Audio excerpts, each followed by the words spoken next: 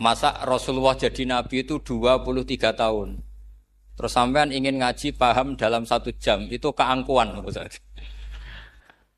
Jadi Rasulullah itu jadi nabi itu 23 tahun. Tapi orang ingin memahami Islam, nyewa kiai, diatur lagi itu kalau nggak pernah sepuh itu dosa, itu jelas itu. Itu 1 jam ingin paham. Saya punya sekian cerita ini Maulidur Rasul Shallallahu Alaihi Wasallam. Itu dulu zaman Nabi itu ada ayat yang Jibril jauh-jauh dari langit turun ke bumi hanya membawa satu kalimat. Sehingga syarat seorang mufassir itu termasuk tahu pertanyaan kalimat apa yang hanya satu diturunkan Jibril. Yaitu kalimat minal fajr. Jadi dulu awal-awal Islam itu ada ayat kamu makan wakulu washrobu hatta yatabayyana lakumul khaytul abyadu minal khaytil aswad. Jadi kalau malam puasa itu orang boleh makan selagi melihat benang putih sama benang hitam itu belum kelihatan. Tapi kalau sudah kelihatan mana yang hitam, mana yang putih berarti otomatis imsak. Itu sahabat entah saking lugunya itu ya benar-benar pasang benang hitam sama putih dia makan nanti 1 jam dari makan misalnya diintip lagi kok belum kelihatan makan lagi mungkin yang istrinya cantik ya kumpul istrinya lagi kalau tidak cantik ya sudah tidak usah mungkin sampai itu jadi perilaku sahabat berhari-hari ketika dilaporkan ke Rasulullah itu tertawa-tawa kok ada begitu. Baru Jibril datang menerangkan minal fajr. Jadi benang hitam artinya masih malam, benang putih maknanya sudah fajar shadiq. Itu lama sekali. Saya terus mau cerita tentang sanad-sanad ilmu. Jadi Nabi itu 23 tahun. Dan itu tidak gampang, ada fasenya. Bahkan ada fase Nabi itu harus as-sukut anil mungkarat. As-sukut anil mungkarat itu diilmoni oleh pakar-pakar usul fikih. Apakah as-sukut anil mungkarat itu berarti mengekrori kemungkaran? Apa takhirul bayan? Saya ulang lagi pakai bahasa Indonesia. Ketika ada kemungkaran, Nabi diam. Itu diamnya karena nyari momen untuk ngandani. Atau memang diam itu dengan tanda kutip jangan-jangan dianggap ikrar. Makanya ulama usul fikih itu berdebat. Diamnya Nabi ketika melihat kemungkaran di awal Islam itu karena ada mahwa aham, ada yang lebih penting yaitu menerangkan tauhid.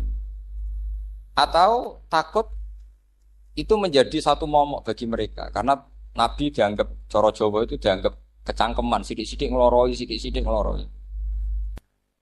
Nah, perdebatan ulama dalam seperti ini itu penting sekali karena nanti menjadi satu rumus ilmu.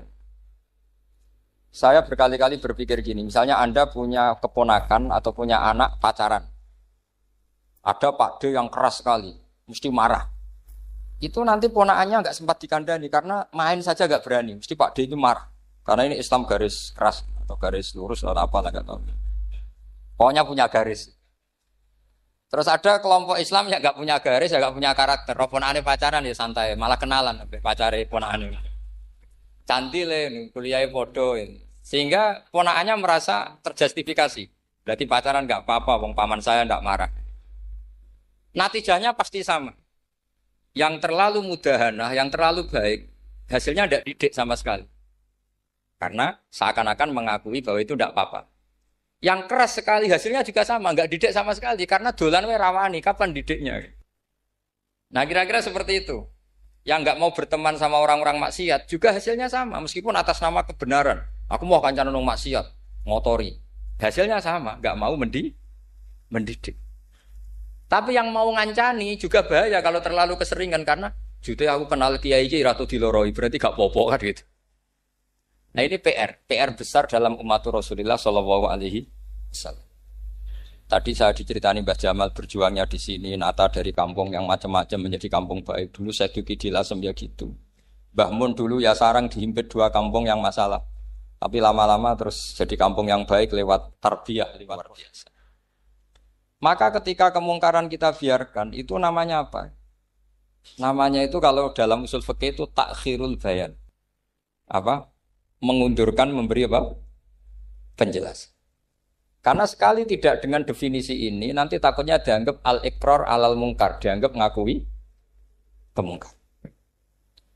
Nah, saya termasuk orang yang sangat usuli ya, sangat memahami Quran, hadis itu secara disiplin ilmu usul fikih.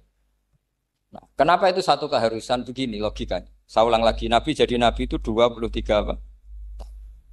Itu yang menyokong beliau jadi Nabi itu orang Nasrani dan orang Yahudi. Karena itu satu-satunya perangkat yang harus dipakai. NU belum ada, sama nggak usah GR bela Nabi. NU pas itu belum ada.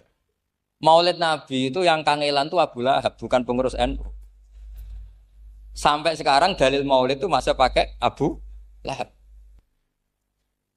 Jadi ini ya NU itu termasuk organisasi yang luar biasa. Abu Lahab itu jadi dalil. Jadi Abu Lahab dengar kalau iparnya Abu Lahab itu iparnya Aminah, iparnya Sayyidah siapa? Dengar Aminah lahir, nggak punya suami, saking senengnya candalemnya beliau, Pak, itu dimerdekakan. Ya setidaknya untuk hari Senin tak sebut beliau, karena pas sholat. Nanti Selasa Rabu sudah ada. Itu dimerdekakan. Saya yang kiai kecil saja nggak bayangkan kalau pagi-pagi tidak punya anak dalam yang bikin kopi siapa, yang mencucikan siapa, yang nyapu rumah. Tapi Abu Lahab saking senengnya punya ponakan itu dikasihkan, sudah Suwaibah kamu pakai saja. Sudah biar melayani kamu, ngurusin kamu. Jadi saya bayangkan hari itu Abu Lahab itu mungkin bikin kopi sendiri, nyapu sendiri demi. Nah itu sama Allah dikenang. Dikenang sehingga yukhaffafu anul adzabu yaumal isnan itu masyhur.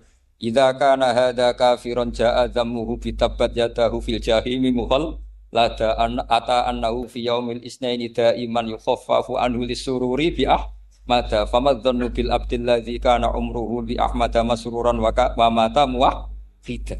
Ini Abu Lahab yang kafir, hormat Maulidur Rasul saja dapat takhfiful adab, apalagi yang mukmin. Jadi itu satu-satunya dalil Maulid, itu dalilnya Abu Lahab.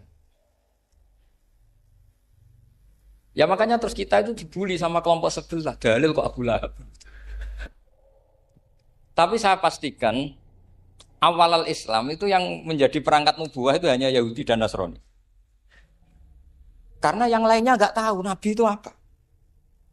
Saya beri sedikit cerita, Nabi itu umur anggap saja kita ikut kaul yang 12 tahun saja. Sebetulnya ada beberapa perdebatan, ada yang bilang 9, ada yang bilang 12. Tapi yang debat tidak usah didengerin, sama-sama nggak tahu kok ngotot. Kadang orang debat ya lucu, sama-sama nggak tahu kok ngotot. Anggap saja 12. Nabi datang ke Syam. Syam itu ya sekitar Syria, Lebanon, Palestina itu Syam. Itu pertama yang tahu kalau beliau Nabi itu ya rohib. Rohib itu terjemahnya ya pendeta. Rohib, Bukhairah, nemuin Abu Thalib, itu siapa?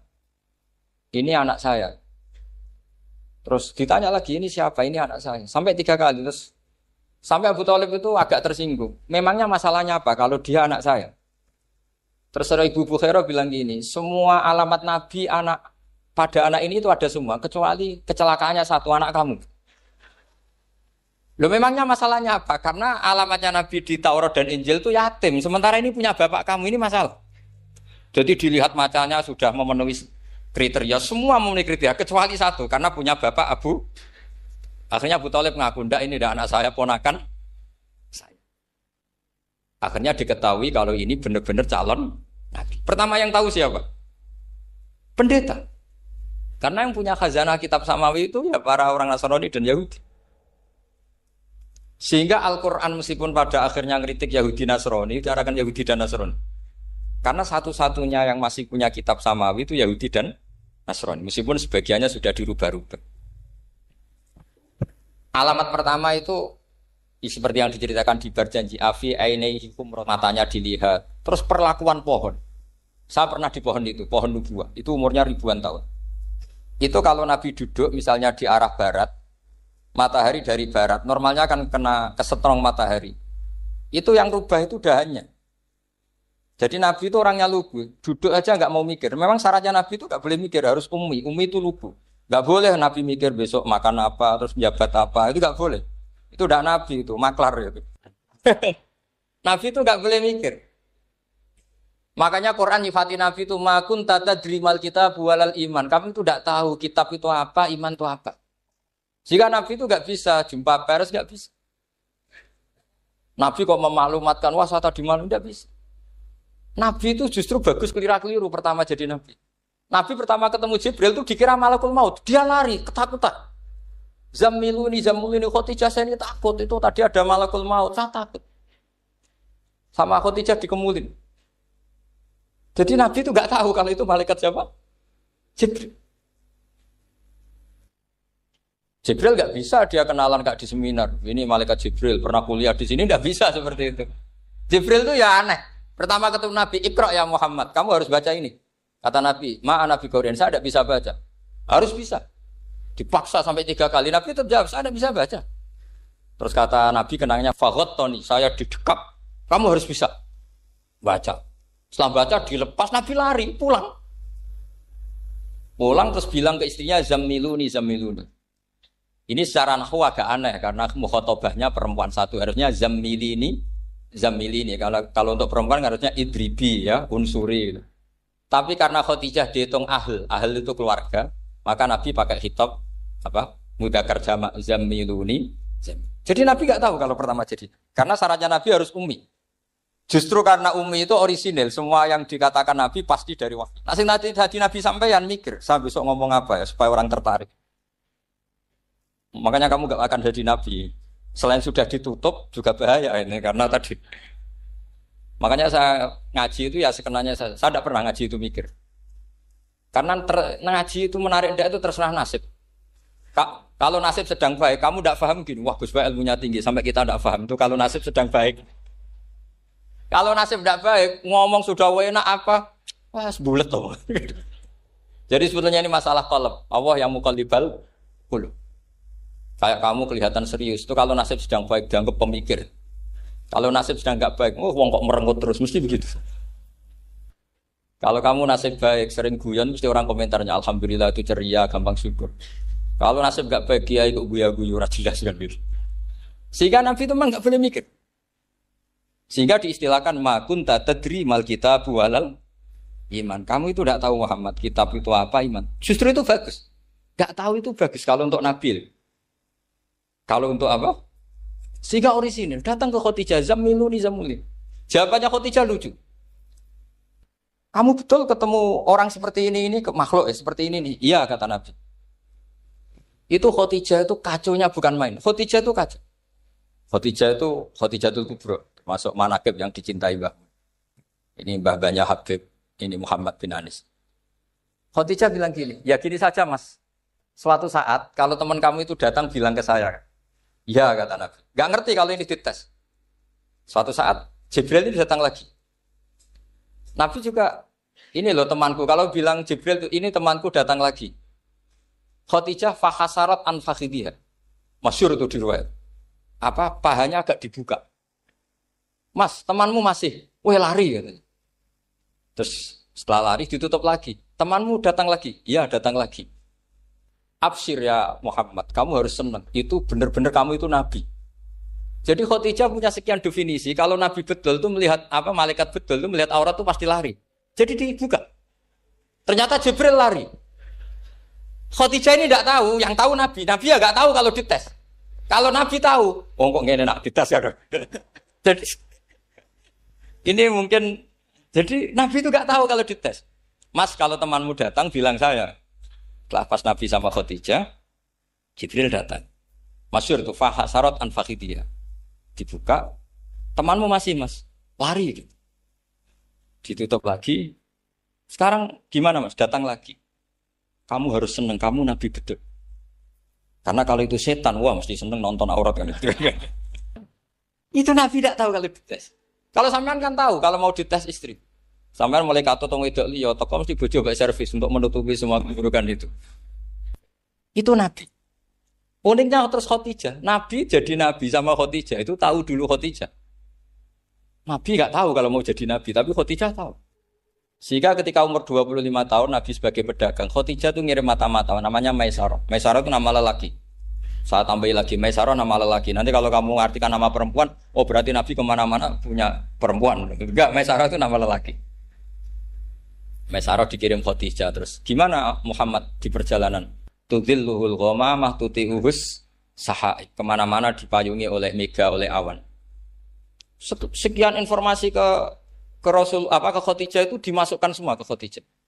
Tapi betapa kecewanya Khadijah ketika Nabi nikah umur 25 tahun, Khadijah umur 40 tahun. Itu kok gak jadi Nabi. Itu mulai kecewa sido jadi Nabi tahu. Makanya ketika tahun ke-40, berarti Nabi umur 40, cerita ketemu tadi Jibril, sebenarnya Nabi gak tahu itu Jibril, gak bilang Jibril. Itu Khadijah senangnya bukan main. Karena apa yang dibayangkan dia terjadi. Fa la yuzika wa abadan innaka la tasilur rahim wa tahmilul kalla wa taksibul ma'dud wa taqridu fa wa tu'inu ala nawaibil haq. Lah bahasa Pak Said Akil syarat jadi rais Suriah harus hafal katanya gitu. Sonono syaratnya jadi ulama. Saya ini jadi ulama sebelum di NU. Banyak kata Mbak Mun dulu guyon kiai ono loro, ono kiai sing ning NU, berarti kiai sik lagi ning NU. Ono sing kiai NU nak gak pengurus NU ada di kiai gitu kan. Itu guyonannya Mbak Mun. Akhirnya Khadijah itu sempurnanya bukan main karena pernah ragu 15 tahun. Kan dari umur 25 Nabi kemudian enggak tahu bukti berikutnya. Makanya terus ini jadi Nabi enggak. Setelah umur 40 benar-benar Nabi, paginya diajak ke Waraqah bin Naufal, masih pernah paman sama Khadijah. Ya Ami ini Ibnu Akhika mau cerita. Terus Waraqah ini Nasrani. Di kitab Bukhari Qur'an tanah sorofil jahiliyah wa yaktubu Injil bil Ibraniyah masyaallah ayaktub. Jadi Waraqah itu penginjil. Pendeta.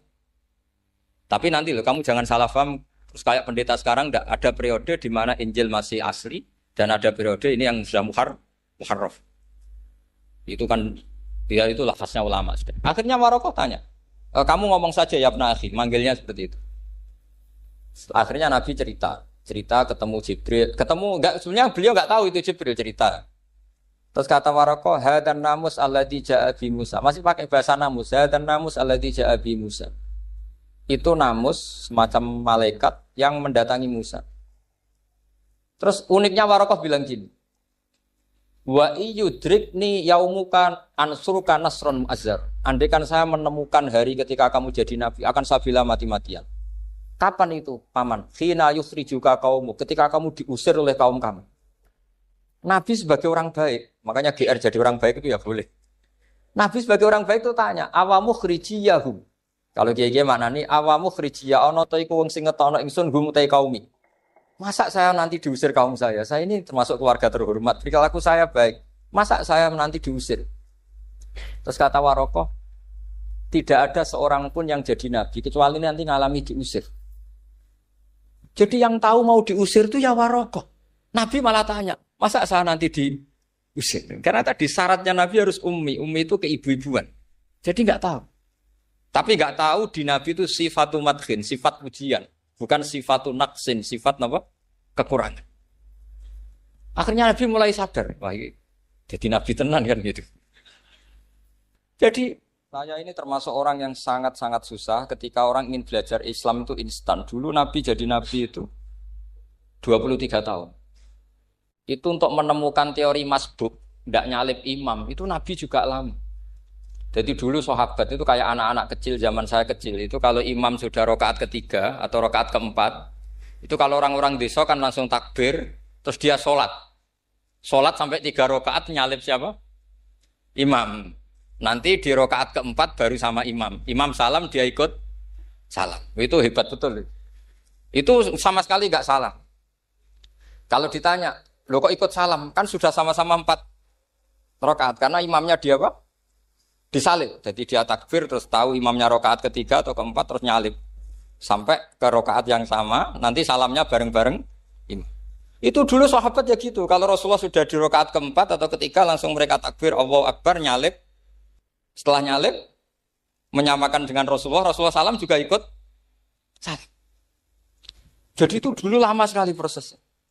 Sampai ada satu peristiwa Mu'ad bin Jabal datang, kemudian Nabi sudah sholat, berarti masbuk kalau dalam bahasa fikih. Mu'ad langsung ikuti Nabi, setelah Nabi salam baru Mu'ad menambahkan jumlah rakaat yang tertinggal. Terus semenjak itu jadi sunnatan mutaba'ah kalau masbuk ikut imam, kemudian hanya menambahkan rakaat yang apa? Itu 23 tahun. Jadi saya ngisi 20 menit yang enggak paham, 2 jam yang enggak paham, 3 jam yang enggak mungkin paham.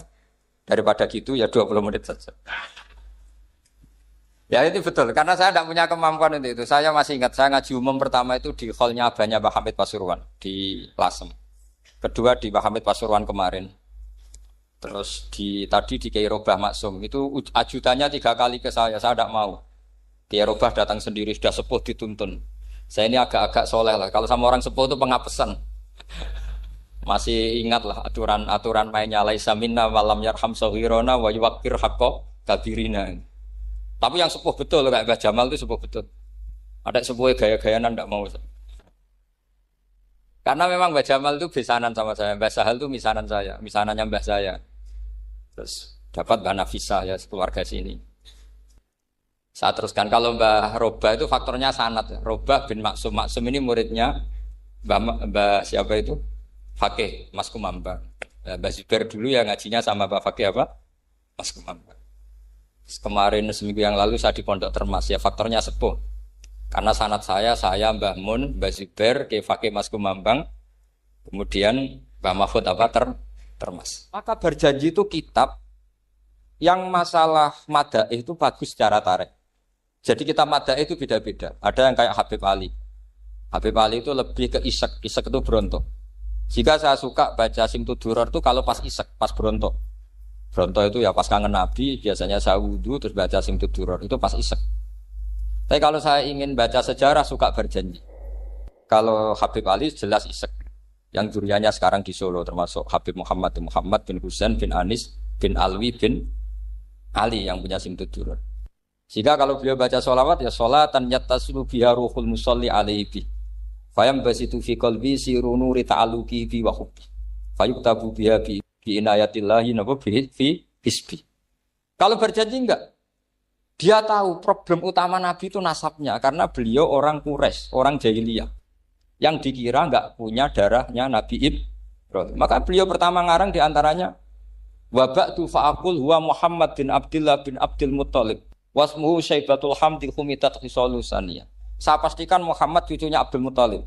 Dia yang punya pintu yang mau masuk ke Ka'bah namanya Babu Bani Syaibah. Itu nama lain dari Abdul Muttalib. Terus diteruskan. Abdul Muttalib bin Hashim terus sampai wa adnanu bila raibin idadawil ulubin nasabiyah ila dabihi Ismail nisbatuhu wa muntah. Karena berjanji ingin ngomong, ingin memaklumatkan ini Muhammad. Kamu kira orang mana? Beliau adalah turunan Ibrahim. Kayak apa alimnya yang ngarang berjanji? Ya, saya berkali-kali ngomong di mana-mana. Lah berjanji itu nasibnya kurang baik. Dibaca bahasa Arab, yang baca nggak paham, yang dengar nggak paham. Akhirnya kubu sebelah dianggap baca mantra. Nah, terus dihukumi bid'ah kan? Coba kalau itu ditulis bahasa Indonesia. Nasab Muhammad. Dia punya bapak Abdullah, punya mbah Abdul Muttalib gini-gini. Paling kubu sebelah tidak akan bilang bid'ah. Mesti ngomong ini buku sejarah. Jadi gara-gara bawa bahasa Arab, sing maca ora paham, sing nyenggaki ora paham, terus koyo mantra. Sing kritik yo luwih ora paham. Sudah akhirnya.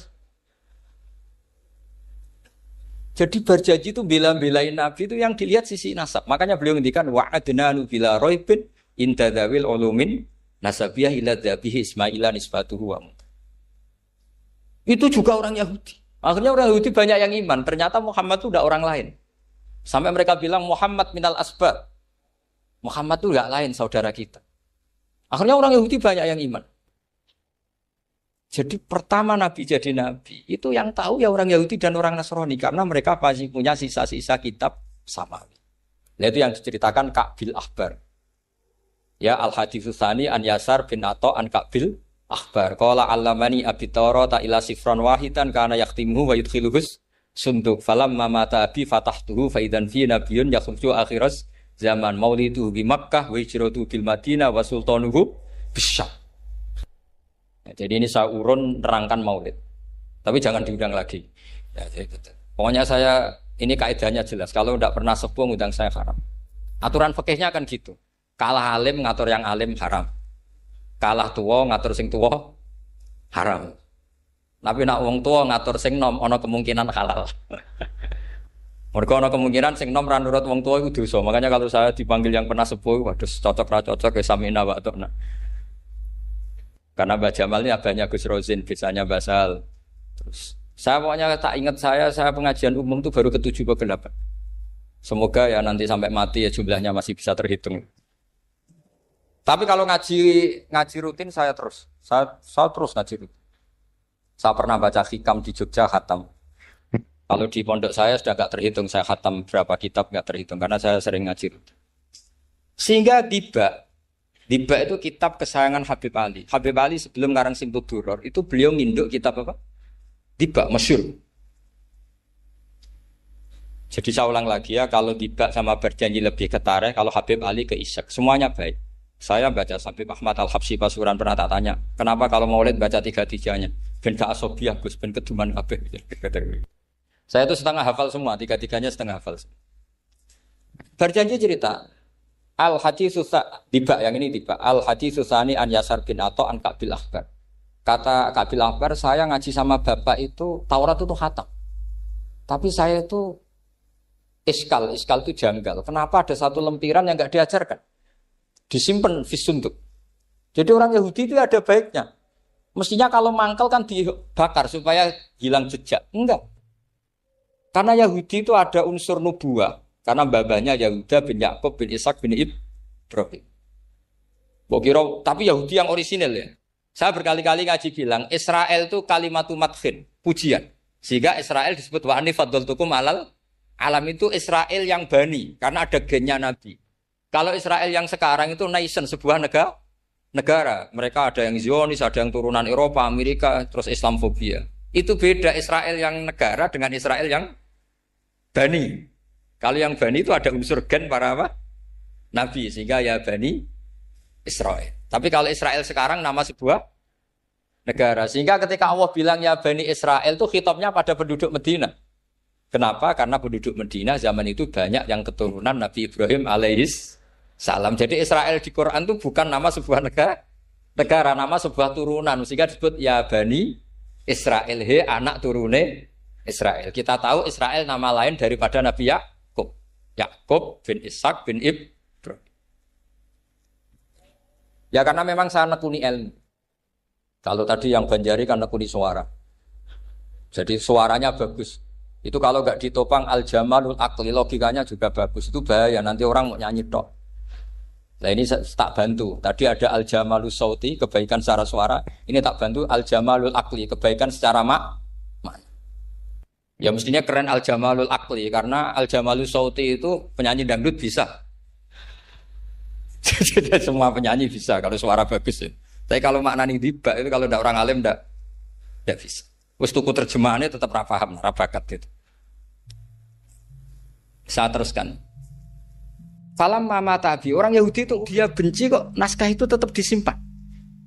Terus kata Ka'bil Akhbar, falam mama tabi fatahtuhu, ketika bapak saya meninggal, kotak ini tak buka. Faidan fihi nabiyyun yakhruju akhir zaman. Di situ ada keterangan bahkan akan ada nabi yang keluar akhirat, mauliduhu bi Makkah wa hijratuhu bil Madinah wa sultanuhu bis-Syam. Kerajaannya itu di Syam. Bareng Ka'bil Akhbar ini sebetulnya menangi Rasulullah SAW. Tapi dia enggak mau iman. Karena nabi itu enggak lengkap menurut dia. Ini Muhammad sudah benar lahirnya di Mekah, wafatnya di Madinah, tapi masih kurang satu, wa sultanuhu bis-Syam. Zaman itu Syria, Lebanon, Palestina masih di bawah pasukan salib, pasukan Nazaret. Sehingga dia mikir, katanya kerajaan Islam ada di Syam, ini kok Muhammad enggak jadi raja di Syam. Sehingga dia menunda imannya, yuakhiru Islamah. Bareng era Sayyidina Umar, beliau bisa menaklukkan Baitul Maqdis. Terus dia iman. Makanya imannya Ka'bil Akhbar itu era Sayyidina Umar, karena sudah masuk definisi ketiga wasultanuhu bisyam, kerajaannya Nabi ada di iman. Sekali iman langsung pinter deh. Wong sedurunge baca kitab Samuel banyak. Sehingga Sayyidina Umar kalau mau tanya kitab Samawi ya tanya Ka'bul Ahbar. Karena beliau itu Nabi sudah benar maulidu bi Makkah wa hijratu bil Madinah wa sultanuhu bisyam. Rasulullah ketika wafat atau intaqala ila rafiqil ala itu belum menangi Islam naklukkan mana Palestina. Tapi Nabi itu kasef. Nabi itu nak kasef itu ya lucu. Makanya kalau ada kiai lucu itu ya anggapnya niru Nabi. Nabi itu lucu. Ada sahabat itu gak pati ganteng, pendek gak pati ganteng. Namanya Surakoh. Itu digojol sama Nabi. Surakoh, bagaimana kalau kamu suatu saat itu pakai tas itu apa? Mahkotanya Raja Syam, Raja Kaisar. Ya Surakoh ya dianggap Nabi Gujan gitu aja. Nabi Gujan aja. Singkat cerita, suatu saat Umar itu mengalahkan kerajaan itu. Kaisar itu dikalahkan Umar. Saking takutnya lari, mahkotanya itu jatuh. Jatuh disaksikan Surakoh. Terus ingat, dulu Nabi pernah ngendikan itu disuruh pakai saya. Akhirnya sama Surakoh dipakai. Ya tetap orang ganteng, orang ganteng. Padahal sudah pakai mahkota guys. Karena setelah dipakai, kata Umar, ikhla'ha. Itu dicopot. Mau saya pakai untuk Baitul Muslimin, untuk Baitul Mal. Kata Surakoh, bukankah Nabi ngendikan kalau ini yang pakai saya? Jawabnya Umar, innama yaqulu Rasulullah lital bisaha walam yaqul litam likaha. Kata Nabi hanya menghentikan kamu disuruh makai tapi tidak disuruh memiliki. Kayak apa Rasulullah kasefnya? Itu kata orang-orang yang pernah ke Turki. Saya belum pernah ke Turki, tapi saya hafal hadis sahih ini.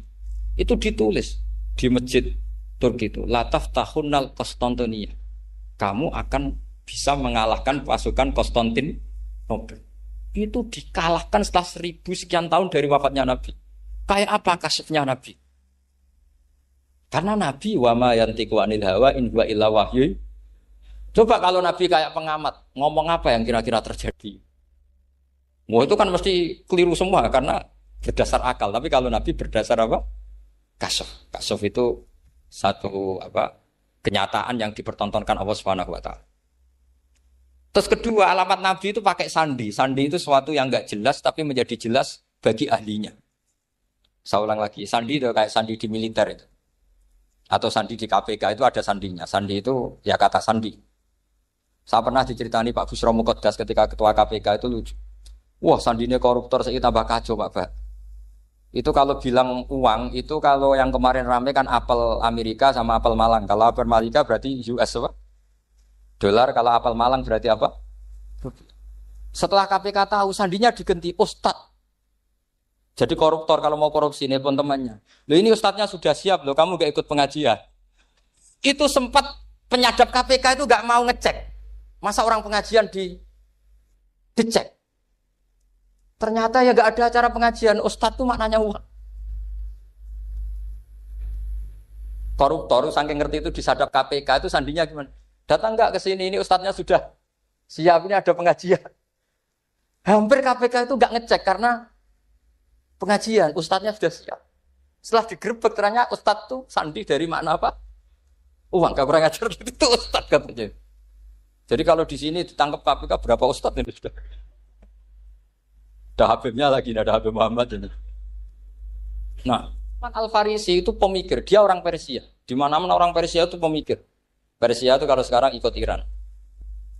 Itu dia ngaji lama sekali sama pendeta-pendeta itu. Kebetulan dia punya pendeta yang belum muharraf atau belum muharraf. Kalau muharraf orangnya, kalau muharraf itu kitabnya atau bukunya. Setiap dia ngaji sama pendeta dikasih tahu. Terus kecewa beberapa kali, walhasil ketemu pendeta yang benar.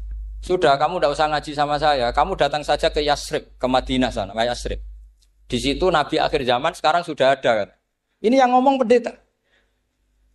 Ya.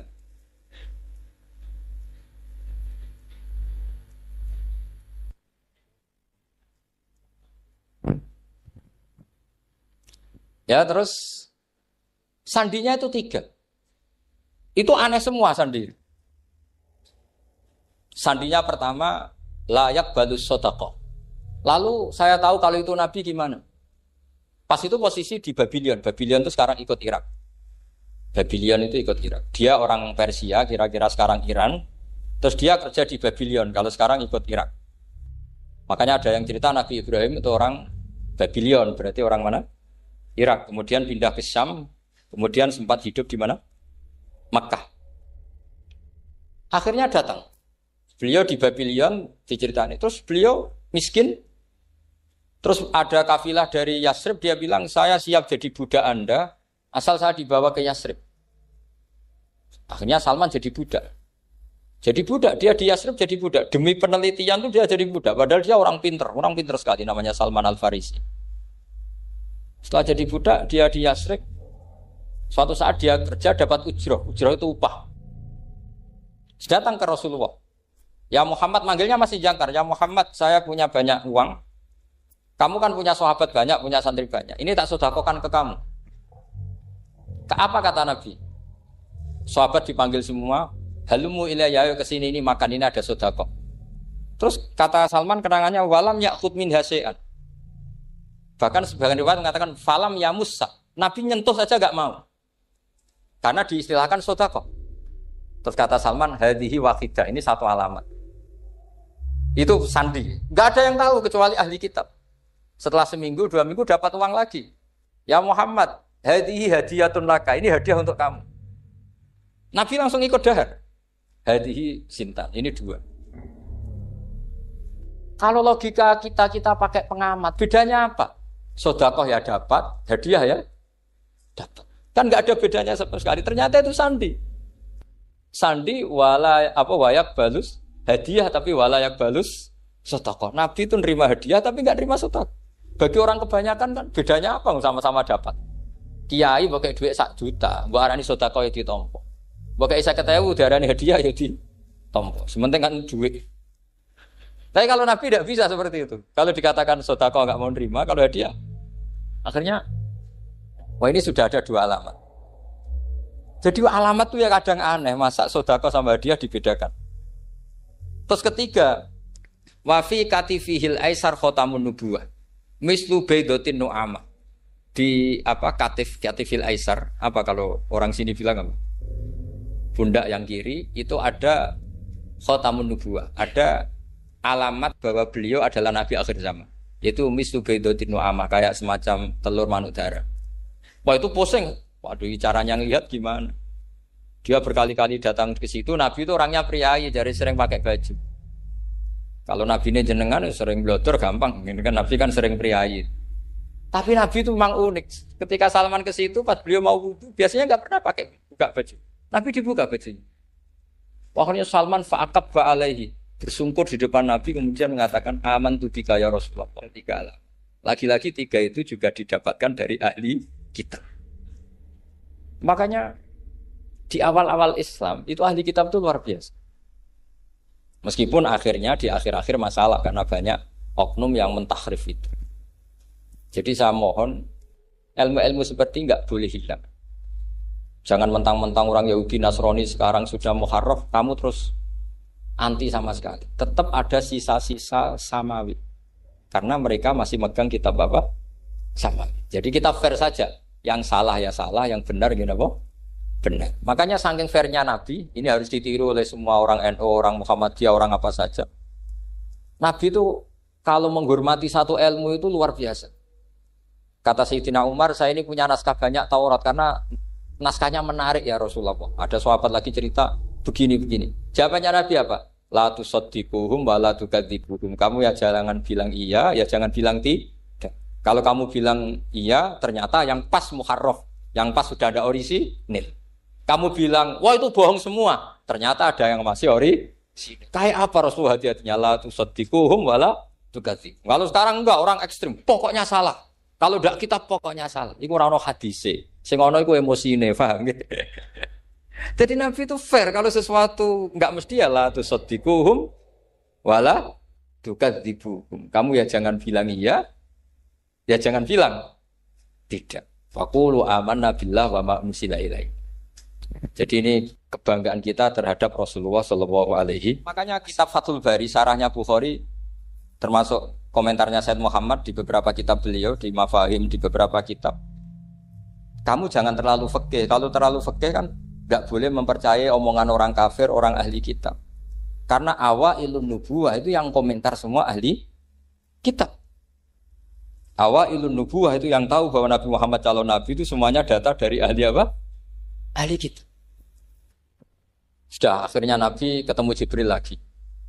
Yang turunkan ayat ya ayyuhal muddatsir qum fa'anzir wa rabbaka fakabbir wa thiyabaka fatahhir wa rujza fahjur wa la tamnun tastakbir wa li rabbika fasbir. Nabi mulai yakin ketemu Jibril. Setelah sering ketemu Jibril, Nabi ya dengan tanda kutip nggak tahu aturan mainnya lagi. Setiap ada pertanyaan bilang gini, sudah tak jawab besok. Mentang-mentang besok Jibril datang. Ternyata Jibril tidak datang. Sampai 40 hari. Akhirnya dibully sama umatnya. Mat jari iso jawab ternyata ada bisa. Piye Jibril ora teko. Akhirnya diwarai meneh. Ngene lho carane dadi nabi wala taqulanna lisain ini fa'ilun dzalika hudan illa. Jadi Nabi, sudah kamu besok datang ke saya tak jawab karena Nabi mentang-mentang besok mau konsultasi sama apa? Jibril. Ternyata Jibril tidak datang karena Nabi lupa ada mengatakan bisa. Kalau Nabi itu tahu semua, pasti Nabi mengatakan insya Allah dulu. Tapi Nabi memang sebaiknya nggak tahu. Umi, justru itu wa ma yantiqu anil hawa in huwa illa wahyu. Itu beberapa peristiwa. Sehingga syaratnya jadi wali karena wali itu warasatul anbiya. Ya kudu rada goblok sithik-sithik. Enggak boleh wali kok cerdas, analisis enggak boleh. Wali kok delok TV ngrungokno pakar-pakar analisis. Iku ora wali jadi maklar. Enggak boleh. Jadi misalnya yang menang Pak Jokowi atau Pak Prabowo, enggak boleh pakai Pak Jokowi petahana, bos gini, enggak boleh. Wali kalau ditanya yang menang Pak Jokowi, Pak Prabowo, biadillah gitu aja. Itu urusan Allah. Itu alamatnya apa?